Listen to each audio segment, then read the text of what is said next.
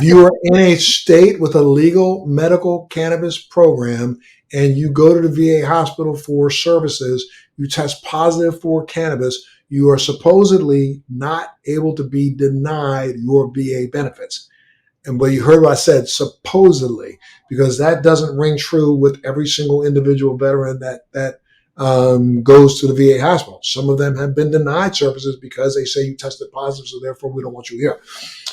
And I've heard stories from veterans that have been, horror stories. Mm. So at some point in time,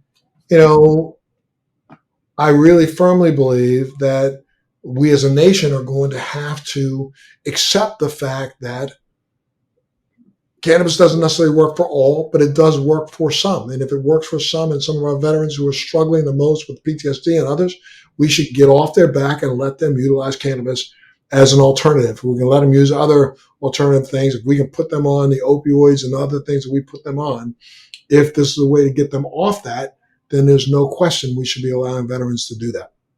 I understand that, so I appreciate you saying that. But as long as it is still federally illegal, that means the VA can't have it in their hospitals and they can't make recommendations towards it. So it's just catch-22. And I think that we are going to, as a nation, have to solve it. We're only going to be able to solve that when we get some of these entrenched, excuse my mouth, but some of these entrenched buttheads out of office. No, that's real. That's real.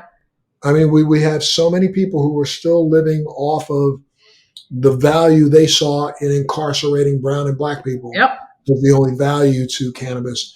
And we need to get them out of office. And it's going to take a while. You look at people like McConnell. Look at people like, the